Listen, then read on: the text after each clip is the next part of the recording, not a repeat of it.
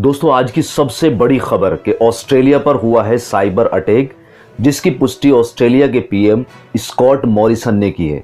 Cyber attack होता क्या है? साइबर अटैक में जो गवर्नमेंट के पास पूरा डेटा होता है अपना, उस सारे डेटा को या तो क्लैश कर दिया जाता है, खत्म कर दिया जाता है, या फिर उसमें बदलाव कर दिया जाता है कि गवर्नमेंट ने कुछ और डेटा इकट्ठा किया है, लेकिन साइबर अटैक कर कर उस डेटा में बदलाव कर दिया जाता है। दोस्तों विशेषज्ञों का मानना है कि ऑस्ट्रेलिया पर साइबर अटैक हुआ है और उसके पीछे चीन को बताया जा रहा है कि चीन ने ऑस्ट्रेलिया पर साइबर अटैक किया है, लेकिन पीएम स्कॉट मॉरिसन ने इसकी पुष्टि नहीं करी है। उन्होंने सीधे सीधे तौर पर यह नहीं बोला है कि चीन ने उन पर साइबर अटैक किया है। उनका मानना है कि एशिया से साइबर अटैक हुआ है, लेकिन सीधा सीधा उनका इल्जाम चीन पर अभी नहीं है। लेकिन दूसरी तरफ अगर किसी दूसरे देश की बात करते हैं तो उनका कहना है कि इसके पीछे चीन का हाथ हो सकता है।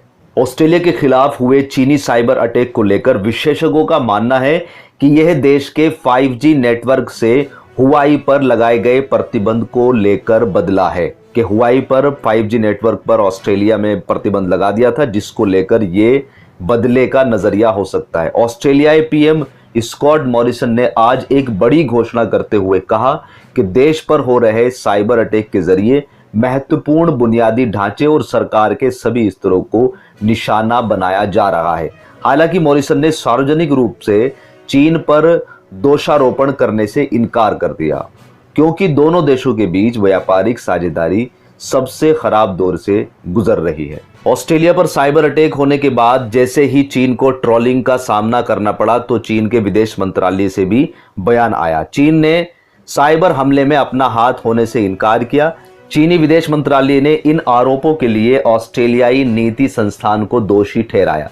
चीनी विदेश मंत्रालय के प्रवक्ता झाओ लिजियन ने कहा है कि हमने कई बार कहा है कि यह संस्थान लंबे समय से अमेरिकी हथियार कंपनियों से धन प्राप्त कर रहा है। संस्थान की तरफ से हम पर लगाए गए आरोप पूरी तरीके से निराधार है।